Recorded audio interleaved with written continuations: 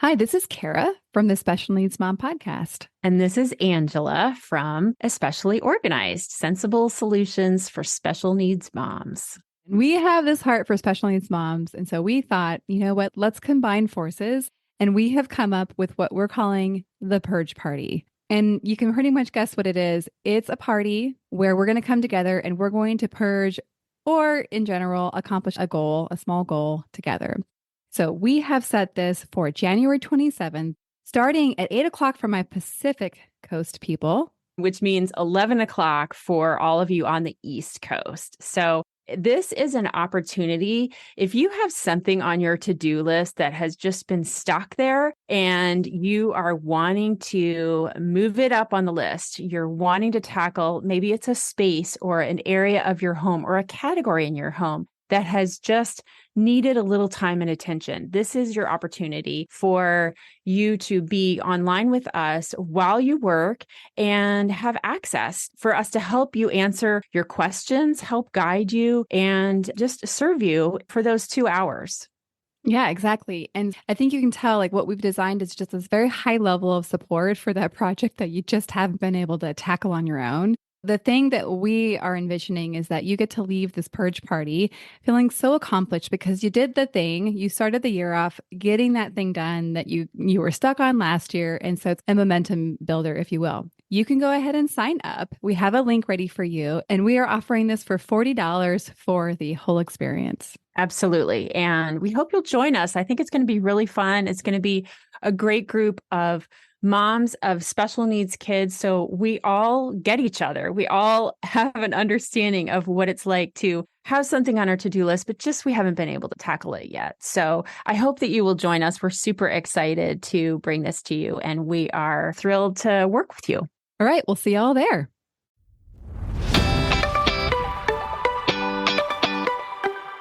Hi, I'm Kara, life coach, wife, and mom to 4 incredible and unique children. It wasn't all that long ago that my son received a diagnosis that had my world come crashing down. I lacked the ability to see past the circumstances, which felt impossible, and the dreams I once had for my life and family felt destroyed. Fast forward past many years of surviving and not at all thriving, and you'll see a mom who trusts that she can handle anything that comes her way and has access to the power and confidence that once felt so lacking. I created the Special Needs Mom podcast to create connection and community with moms who find themselves feeling trapped and with no one who really understands. My intention is to spark the flare of possibility in your own life and rekindle your ability to dream. This isn't a podcast about your special needs child. This is a podcast about you. If you are a mom who feels anxious, alone, or stuck, then you are in the right place. Welcome.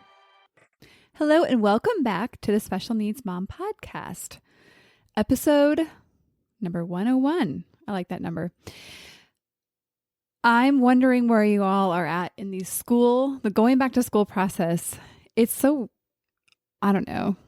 intriguing to me that there's so much variation in the back to school experience. Like some people have already started, like some friends of mine here in town have started this week, and some people still start off after Labor Day. So it's weird.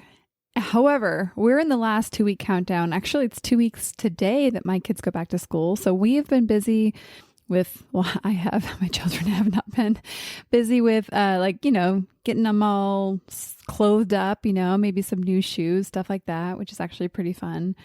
And for me, that also has meant trying to squeeze in as many specialty appointments for my son, and in some cases, like dentists for my other kids, before we go back to school, and their schedule gets a little bit more complicated.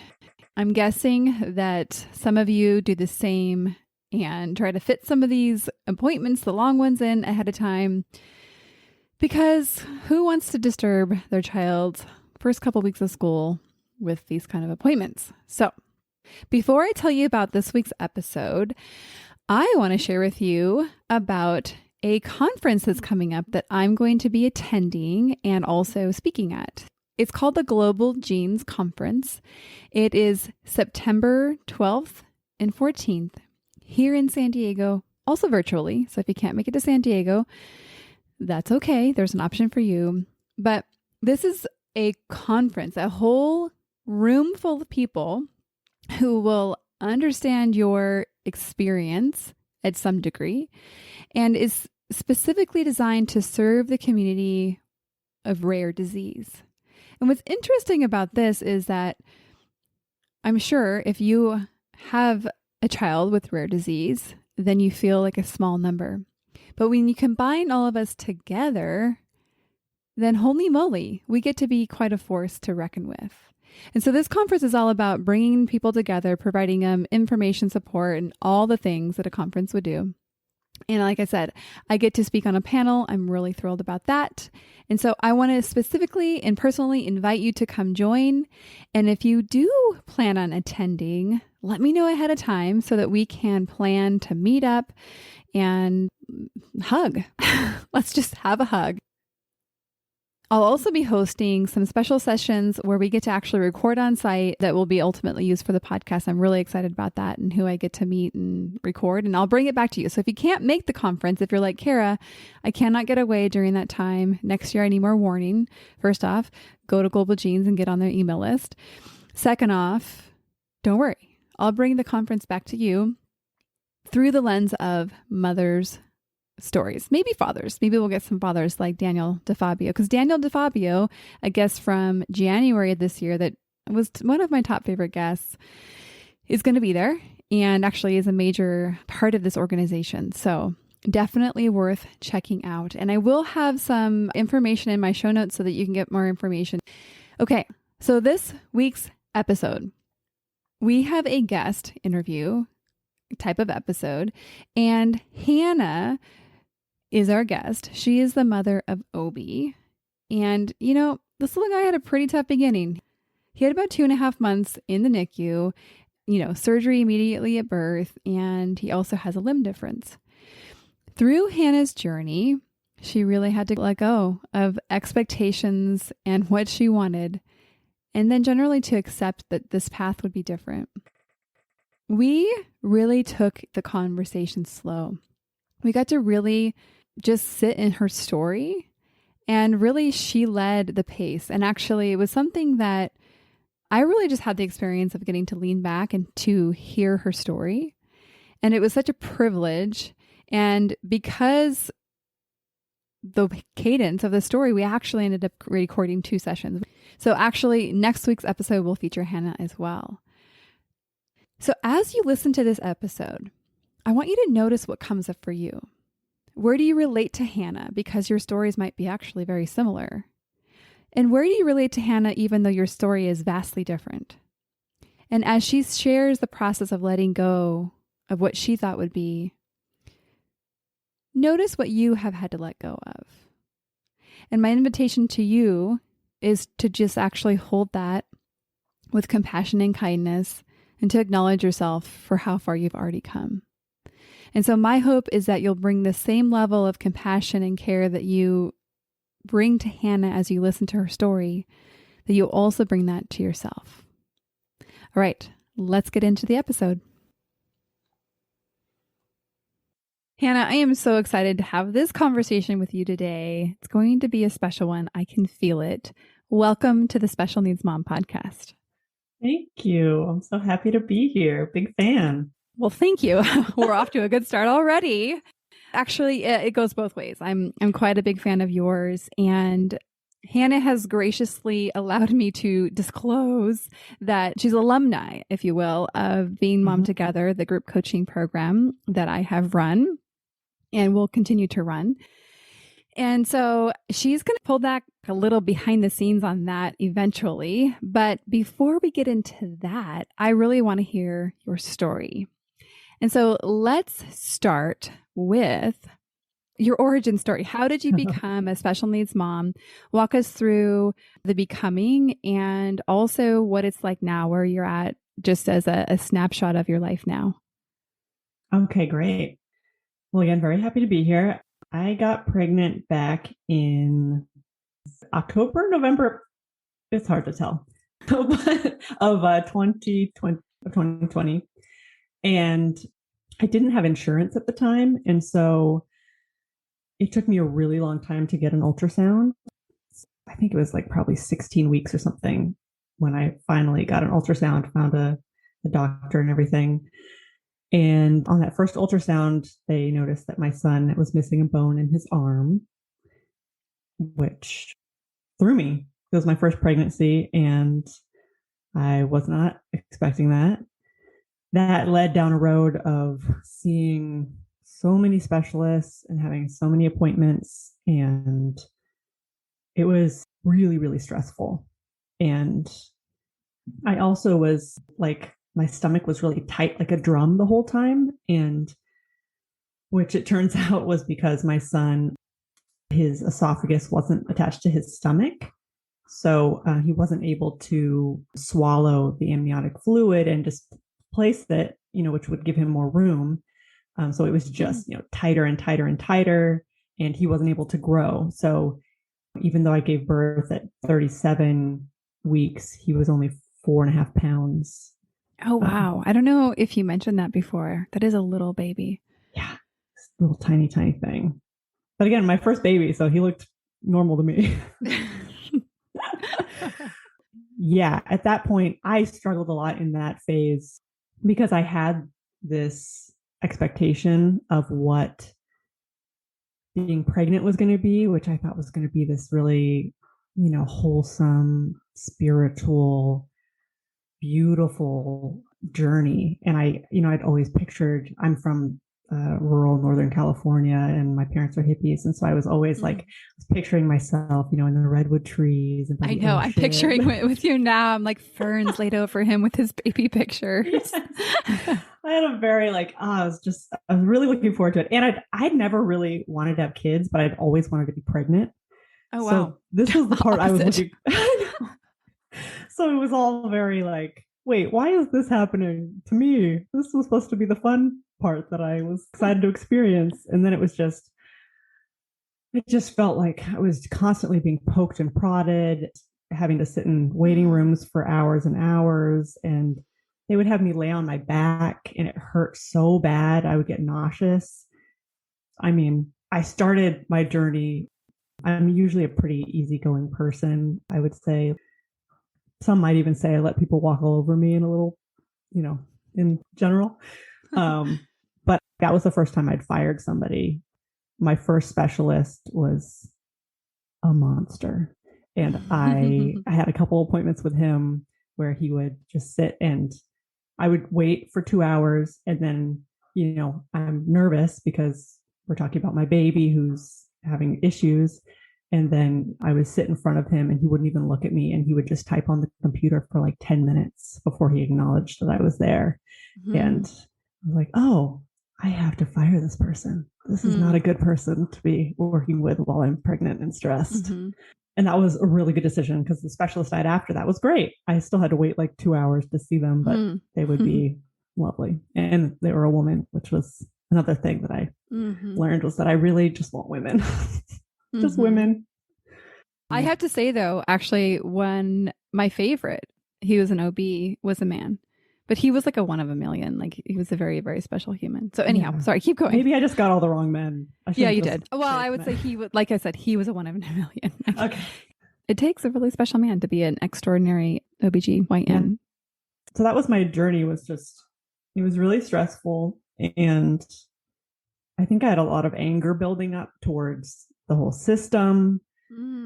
I was just how have we not figured this out? I was also reading Ina May's book.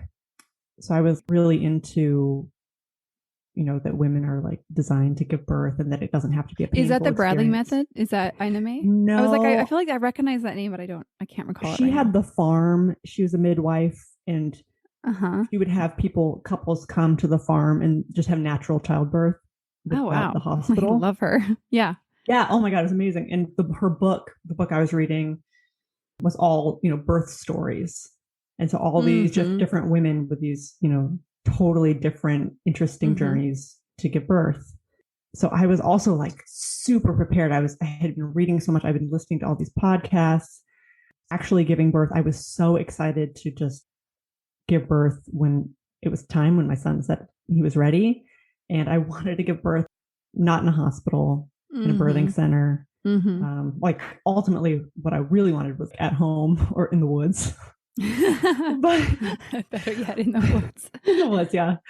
In like a gentle stream. But as it turns out, they had me coming in twice a week to have my son's heart monitored, make sure nothing was happening. He wasn't in danger. He wasn't stressed. And I had a couple of close calls on those visits where they like had me hang out in labor and delivery all day just because something was weird. But then they'd let me go home because he was fine for enough time.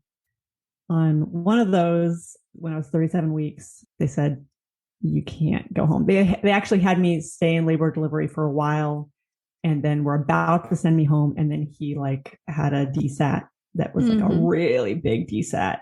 And they're like, we got to induce you today. I'm so sorry. And I was heartbroken. I was crying.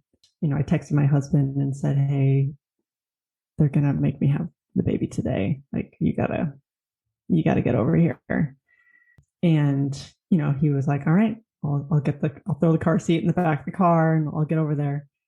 That was when I encountered, I'd say, my first like real angel along the journey, which was a nurse named Krista who saw that I was upset and was like, what's going on? Do you want to talk about it?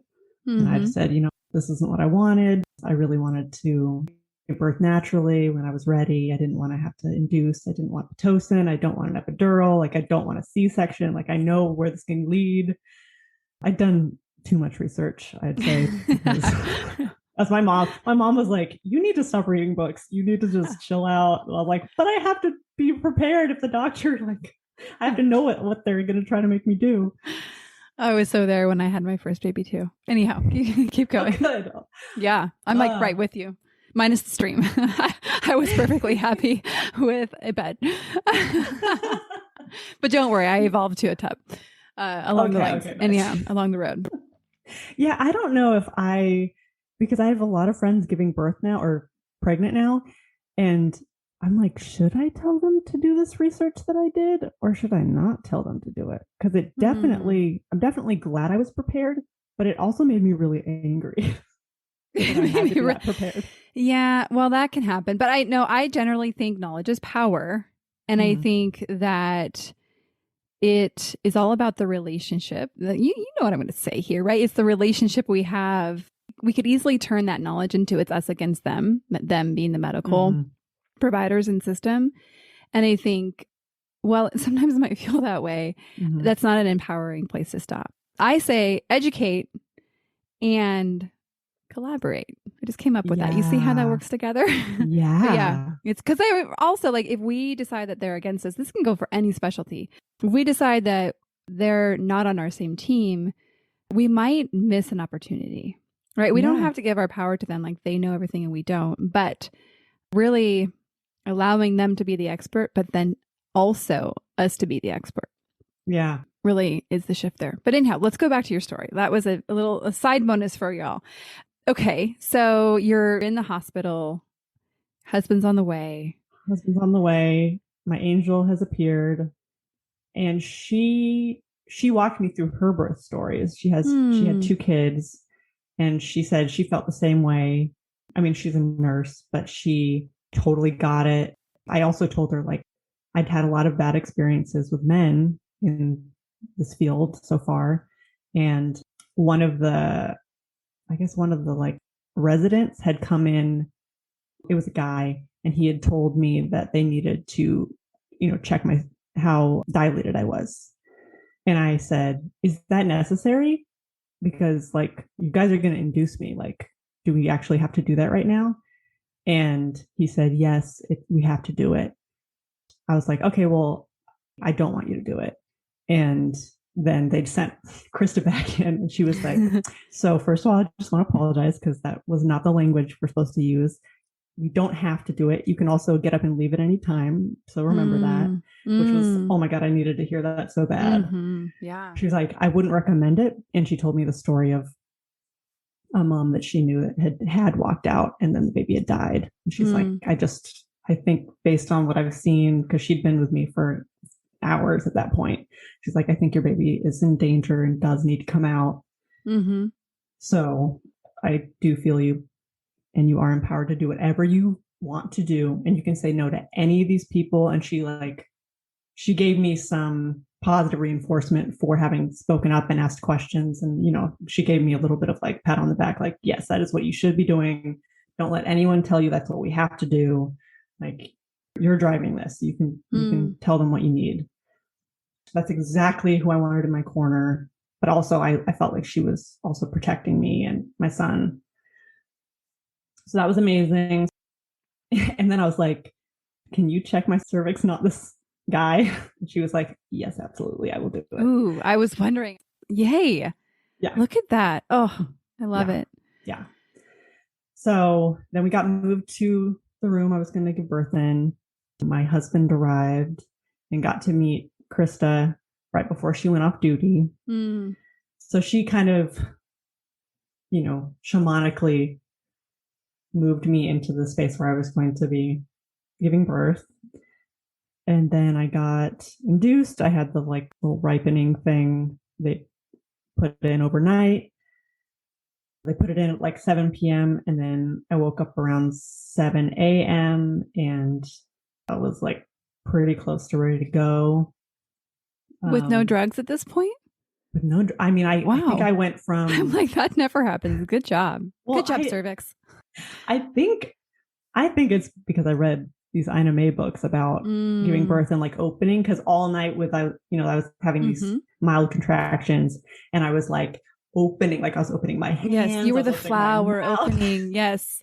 This reminded me of a meditation I listened to during one of my very long labors. Yes. Yes, exactly. So I was really working through the pain.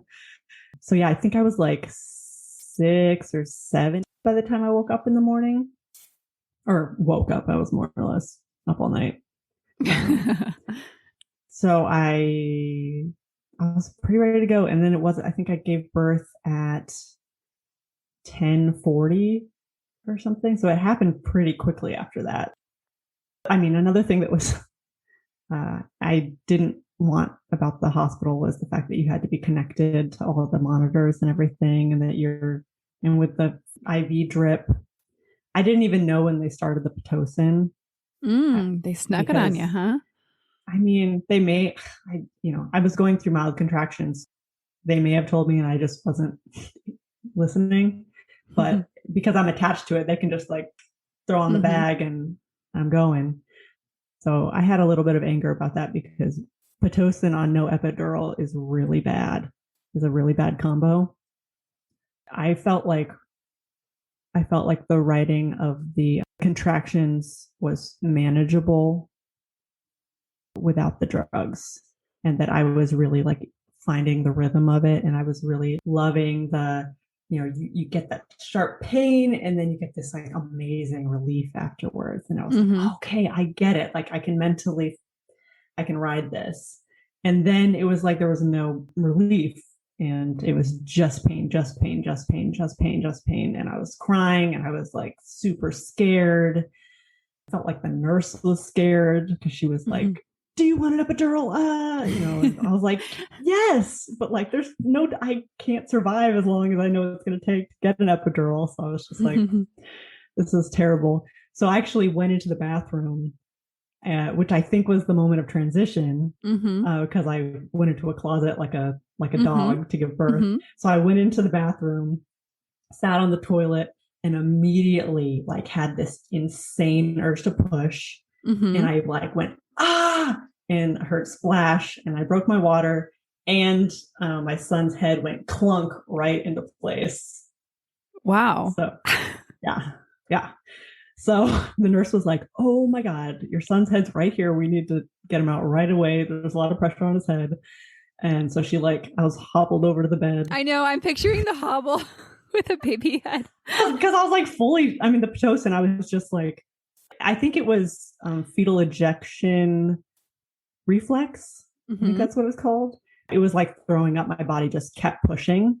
Oh, yeah. like uncontrollably.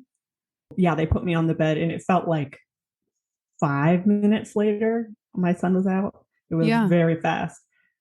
Thankfully, it was probably only 20 minutes of like agony before he just flew out. But then I tore pretty bad and then had to be sewed up without any kind of help with the pain. So that sucked. Yeah, it's not fun. No, geez Louise. It's a messy it's a messy situation. Yeah. Yeah. So that was my birth. And then he was crying right away when he came out, which I was like pumped about. Let me ask a quick question. So you knew that his esophagus wasn't connected? No, I didn't know at this, you did not. at this point. Okay. I just knew that I'd had extra water. Okay. And they didn't necessarily know why. I didn't know if they had seen that. I didn't think so. So you didn't know to expect anything other than the potential limb difference from his bone being missing. Okay. So keep going. Yeah. We cried. And I'm sure that was, I mean, for any mom, that's a very special moment. Yeah. Yeah. And I also like watched him come out, which I was excited about. I didn't know if I was going to be able to really see that, but I was like, whoa, there he is. No, baby. Wow. Yeah, that was really cool. And then he was crying. And then I was in so much pain. I mean, I was just delirious with pain. So I had all these plans about like, I didn't want, him wiped down. I wanted him to have all his stuff from the canal on him. And, I wanted all these things. And even though I had a birth plan, that all went out the window. And the NICU team was there. So they immediately like did what they had to do, wrapped him up. And then this was my favorite part of my husband's part of this birth story was that my husband, of course, had been with me the whole time, like with his head buried in my neck, like being like, you got this. But he's like, he doesn't want to watch anything. So the whole time he's just like his blinders on. That's great. Yeah. He found a way that worked for both of you. That's beautiful. Exactly. It was it felt really good. But I remember they said, the NICU team was like, hey, Dad, do you want to see the baby? And this is before they'd brought him over to be on my chest. And he was like, no, I'll wait for her, because they were sewing me up at the time. But there was something like very heroic to me about him saying, no, I'm going to wait for the dang mom to be ready. I love that. Okay, so oftentimes when Levi is going to get MRIs, we lay him down on the table. This is when we had to do anesthesia. And the anesthesiologist would be like, okay, Mom, do you want to give him a kiss before you go? And I'm like, no, no, thanks. But like, I will kiss my child when I want to kiss my child. Like, I don't want you to tell me to kiss my child. And so there's just something about like, obviously, maybe I have control issues. But I know, right? I know that is an interesting thing. They do that consistently, because I've heard that many a time. Yeah. I don't know. We should talk to some nurses about this, or doctors of like, so is there a reason that you feel the need to, and I understand them saying, hey, Dad, do you want to see the baby? That makes sense. I feel like, but I love that he knew what he wanted and how to do it together. Like, that's beautiful. Yeah. There is something about them saying, kiss your baby or kiss your kid, that it feels like ominous. Like, yes, I was going to say like, yeah, right. Like you're saying goodbye. And I'm like, no, he'll get an MRI. We're not. Yeah, I was like, he'll be fine. This is an MRI. Like we can worry about those goodbyes later. Anyhow, I've had to say goodbye in that way too many times. So yeah, for an MRI, I was like, no, I don't want to go through the steps of that. Yeah, I'll high five him. We're fine. Thanks for offering. Yeah. Okay. So meeting Obi. Tell us about the first time you met Obi. So yeah, they put him all bundled up with this little hat and wrapped in this little blanket on my chest. And I guess one of the nurses took some pictures, because we have pictures of it. You're like, I don't remember. He was doing well, right? When he came out, it sounds like the NICU team was there, but you had no known issues at the time. Right. Yeah. He was breathing. He was, he cried. He was very little, but he looked healthy to me. I remember looking at him and being like, whoa, like, I don't know who you are. Like, he just seemed to have like a little bit of confidence. And I was like, ooh, I Yeah. want this confidence. Well, nice to meet you. Okay. Yeah, he just seemed like such a full, unique person. And I, for some reason, was expecting him to like feel like a part of me or something, but he felt very much like a stranger. And I was like, ooh, I'm meeting someone. So that was kind of a new experience. Then they whisked him away, and I didn't question it because I was so tired.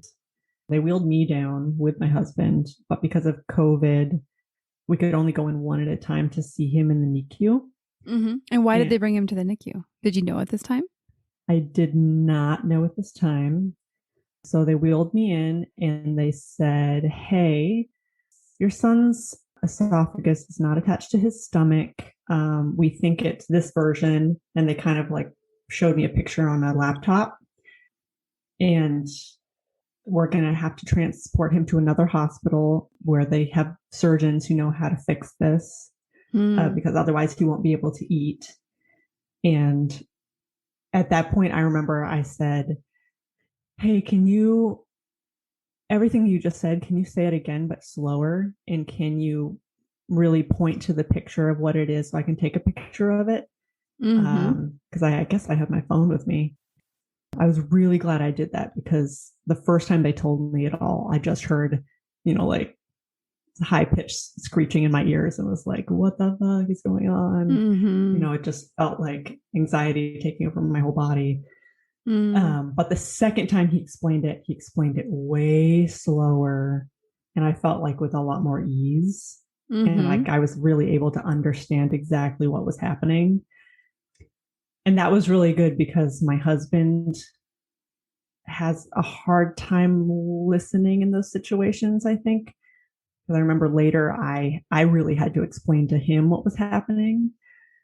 And so I was glad that I had gotten like another run at it, and had a picture to actually like look at and show him. So they told me all that, and that they were going to take him away. And I went kind of numb. And then they were like, do you want to kiss your baby before we take him? I was like, sure. I think I was like, is it safe or something?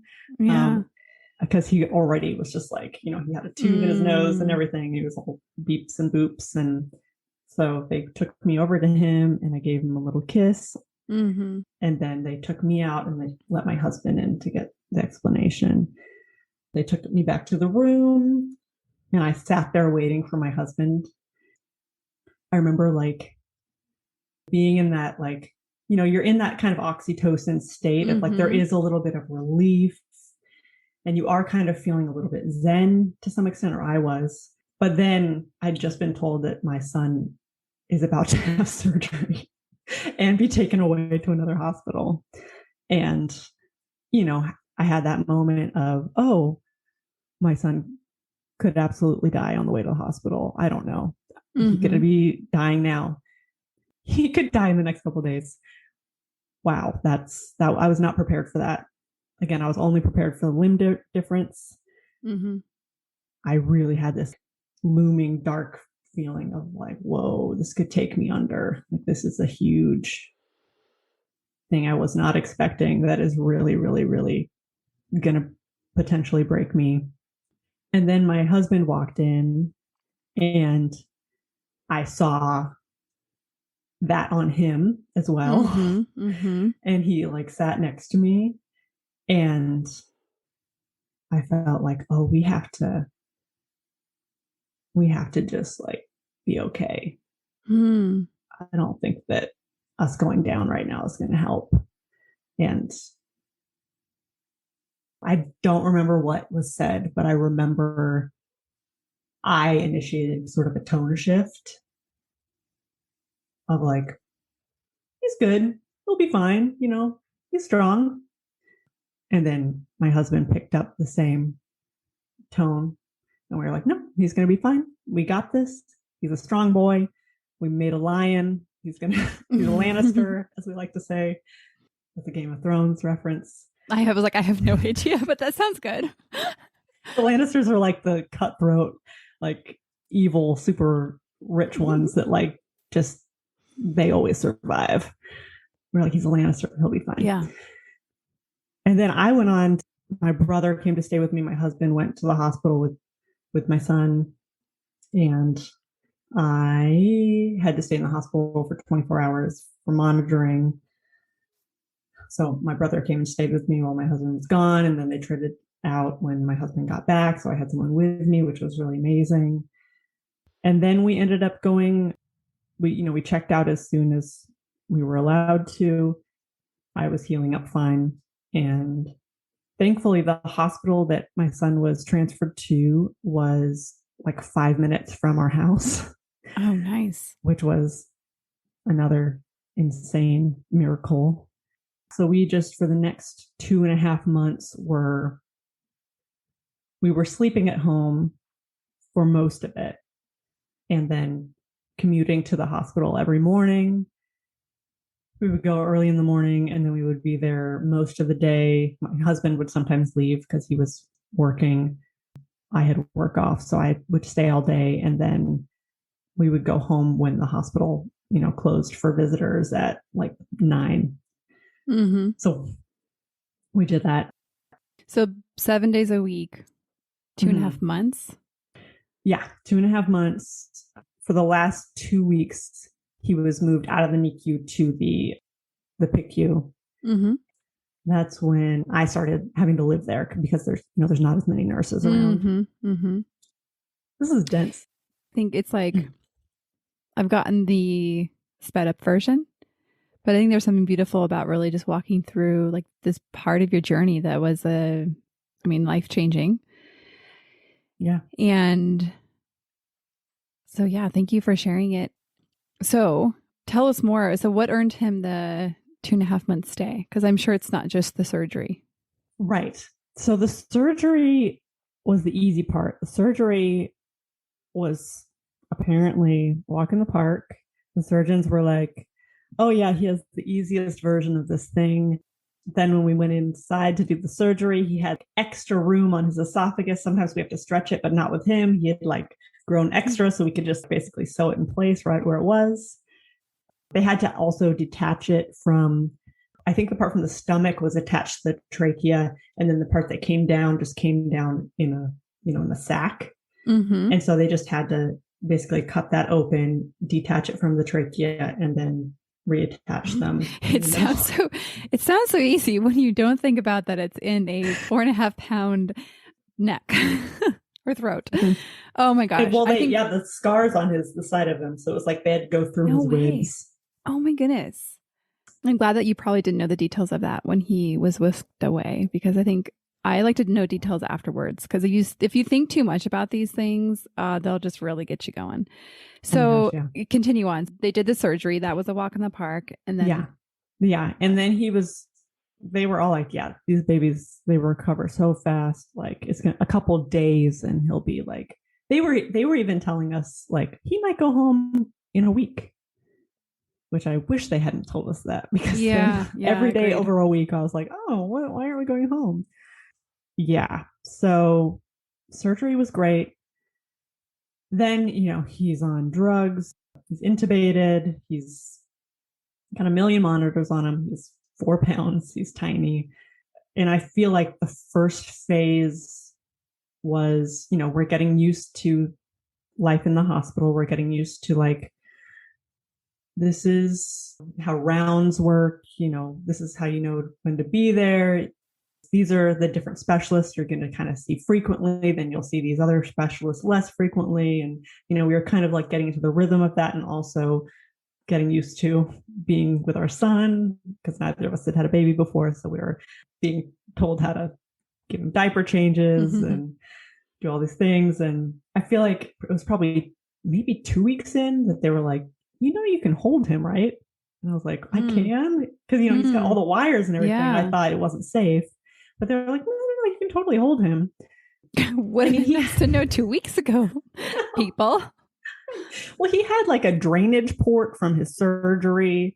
He had like an open wound, it felt like. Yeah. And so there was just so much going on. But yeah, so then I started holding him.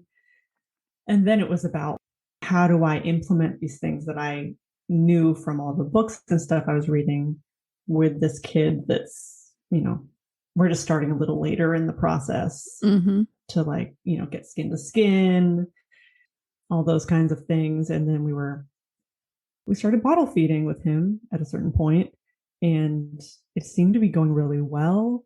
All the nurses were like, he is a great eater. Like he will just drink and drink and drink and drink. Then they're like, all right, he's drinking. He's up to the amount he should be drinking. Like, let's get him off the breathing support and let's get him home. And we brought in the car seat and we were getting all ready. And then they took him off the breathing support and he couldn't breathe. And we were like, uh-oh, why is that? They're like, let's just do an x-ray. And they're like, oh, he has pneumonia. So that's when we first figured out that he was aspirating silently. So no coughing or anything, just like quietly the milk was going into his lungs. And I was pumping this whole time. So I was waking up every 3 hours at home and pumping all night, pumping at the hospital because I wasn't working. And the nurses were doing so much of the work with him. I felt like that was my job, was just to keep pumping. It gave me structure. It's like, okay, I'm doing something for my son at all times. Yeah. So that was really hard, but also meditative. But yeah, he got pneumonia and then he got antibiotics, which I hated.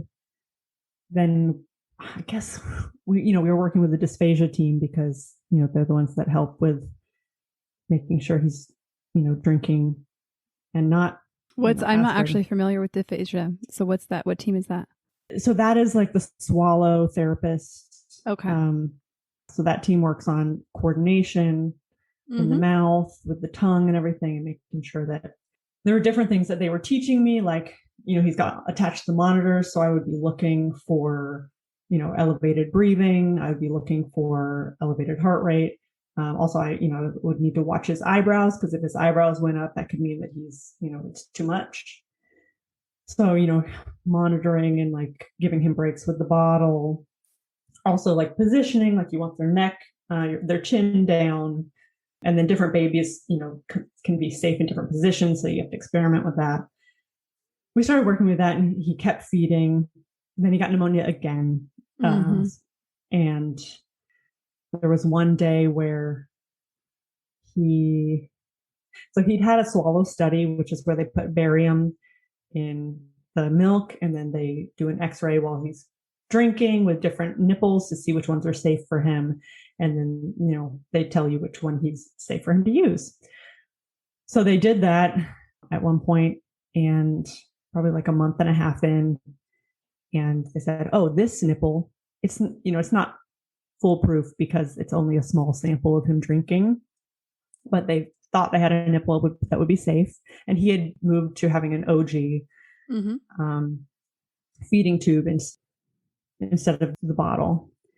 And so they're like, okay, we don't want to, because of his surgery, it was a big deal to take it in and out. And so once they took it out, they needed like to schedule an appointment for the surgical team to put it back in. And so they're like, well, he doesn't have it. And we took it out for the swallow study. So it's kind of a sink or swim moment for him to show us that he can really drink a full feed with this nipple that we've deemed safe because of the swallow study. So they had me feed him a full bottle. This is after he's had pneumonia twice. Feed him a full bottle. And then that was the end of the day. And so, we said, good night, Obi. And we went home. And then we came in the morning and he was on the table, can't breathe, just fully gasping for air. He's naked and everyone's rushing in to quickly put him back on breathing support. And that's one of like the big, I think there were 3 big moments like that where all hell was breaking loose in the hospital as I walked in. And that was one of them that always comes back to me, that he's just like on the table by himself, just like, and he's so tiny. And And I was the one who had fed him the night before. So I'm like, this is my fault. Like, and I already had this guilt because I'd been the one feeding him in the hospital, not knowing that he was aspirating the whole time. It was a whole thing. So that stands out to me as one of those moments where I was like, oh, this is a traumatic situation that yeah. This is a capital T trauma. Like this is black and white here. No one's questioning whether or not you will have that marked in your bones forever. Yeah. Okay, so these moments, it sounds like you have many of them. You eventually got to go home from the hospital. Mm-hmm. So it sounds like he got stable enough, but I know that he left with permanent lung damage, right? Yeah. Permanent. We'll see. Okay, good. I like this. Talk us through the experience of kind of getting him healthy enough to go home. It was around this time that they started talking to us about a G-tube, which I was not psyched about at first, but then they had the pulmonology team come in and scare the daylights out of me, talking about a possible trach, about like him, needing, if he had another pneumonia, what the world could look like for him going forward in terms of his health. And they're basically like, he's told us that he's not ready. He didn't get the practice in the womb. He's not, this isn't going to be a short process. Like most babies get 9 months to practice. He got 0 months. He's gotten this crash course in a couple months and he's told us he's not ready. So you as the mom, this is your call. Like either we stay in the hospital for as long as it takes for him to, in practicing, he could get another pneumonia, or we put a G-tube in his stomach for feeding and we let him grow and we, trust that going home and getting, babies grow better at home, he's going to get to develop, we're risking other things by keeping him in the hospital, basically. Mm-hmm. They made that case pretty good for me. But at that point, I was like, just get me out of here. I need to get out of here with my baby. Another part of this was that my husband was working. His career was taking off as this was happening, which was great for money-wise. Mm-hmm. But it meant I was really the one that was there every day. I was talking to all the specialists and all the doctors. I was the one making a lot of the decisions. And I was the one who had to relay what was going on to my husband every day, which was definitely a strain on our relationship because when he would question, it felt like he was questioning me. And, he was defensive because he's not getting to be in the room. And sometimes the things that I would relate to him, he would be like, that sounds insane. No, we're not putting a G-tube in our son. What are you talking about? And I had to be like, no, well, but, and then I'm like, I'm just the middleman. I know. I'm not doing it. I'm not the surgeon. So yeah, that was hard. That was hard to be the middleman for that. But he eventually came around and my son got the G-tube put in. And then once he had the G-tube in the hospital we were in, they basically fast-tracked us home, which I didn't realize. I mean, it was even before he got the G-tube. The fact that he was getting a G-tube, they were like, oh, you don't need to be in the NICU anymore.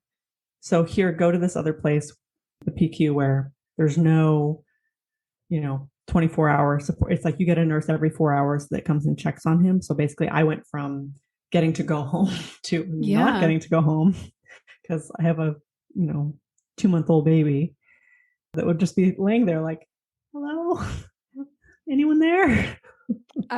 We had a 2-year-old in the hospital for 2 months and it's like in PICU. So PICU and then step down care. But it's like, like the nurses are there, of course, but they really do require support, which of course it makes sense. But anyhow. Yeah. If you're not prepared for that, then suddenly or like, if you don't I can't have shower. I can't. Yeah, exactly. A lot of things come up, right? Yeah. Okay, so you got fast tracked home. You got kicked out of the NICU, and he gets his G tube. It's his G tube, and then they're like, "Here, you know how to use it. You know how to use the pump. Good. All right. We'll see ya. Have a good life. We'll call you. Enjoy having a child with a port in the stomach. Yeah. Keep pumping. Hope you keep pumping." So yeah, we went home, and we figured it out. I felt like it was kind of nice having the boot camp of having a baby in the hospital with the nurses for 2.5 months. Because man, were we professionals of a lot of baby health stuff that we would not have had any idea about if we hadn't had that crash course. Being at home was the G-tube stuff we got used to. The hardest part coming out of there was his breathing, which I felt weird about when we were in the hospital, but the doctors kept being like, he seems fine. But at night, his breathing just sounded so bad. We would be feeding him at night while he was sleeping. And so he might have been having reflux that could have been aspirated. And anyway, I didn't at that point really have a good handle on his breathing treatments that we were also being sent home with. And we weren't sent home with a nebulizer, which basically makes the breathing treatment be more moist for them to breathe in. So for the first while being at home, like I couldn't really sleep at night because we slept with him in between us in a boppy because he needed to be a little bit upright. I had to be monitoring his breathing at all times, so it didn't really make sense for him to be in the crib because I would have to keep getting up. So we just like put him in between us in the bed, like facing us. So I would just have to sit up and be like, "Are you okay?" And then I would lay back down and I would sit up and be like, "Are you okay?" So we did that for a while, and his breathing was just awful. And I took videos of it at night, and it was just, it sounded like he was dying every single night. And he would wake up crying and just be like, just like that kind of, like it seemed like there was a lot in the way of breathing. And we knew he had like small nasal passageways because I couldn't do an NG tube. They had to do the OG tube because of that. That was another time that I walked in on him almost dying, where they had to bag him because he just like gave up because they had ordered an OG and then he came back with an NG and couldn't breathe. And then, I walked in on everyone in the room, like panicking, and he's on the table, like, "Oh, I can't breathe." Oh my gosh. I like feel that in my stomach as far as like, how awful. How awful. I had a moment in the NICU where I had really wanted to breastfeed. And then we were having all of these, issues with him. I think they had just told me that he had pneumonia and that he was about to go back they were going to put the OG in. I got so sad, and I was sitting in the chair holding him and just crying and crying and crying. And then I realized that was like my big moment of realizing that I had to let go of my expectations of what I had wanted. That I had to live in the moment and get with the program of like, this is a different path. All right. Well, that is the end of part 1 of Hannah's story. Next week, we're going to pick up right where we left off. And I'm going to tell you, it starts out with gold. What we're going to start with talking about more resistance and her acceptance. So we go more in depth in that. And there's just so many nuggets. So I'll see you on the next episode. One more thing before we officially wrap up this show. Sometimes when I'm listening to podcasts, I have the experience of wanting more. I'm listening at the very end thinking, I sure wish that episode didn't end. I invite you, if you feel in any way the same way, I invite you to the Special Needs Mom podcast community, which is a free group that I host on Facebook, where we as a community of fellow moms who listen to this podcast and are experiencing life in similar shoes, get to talk to one another, get to share stories, get to actually interact. I hope you'll consider joining. See you over there.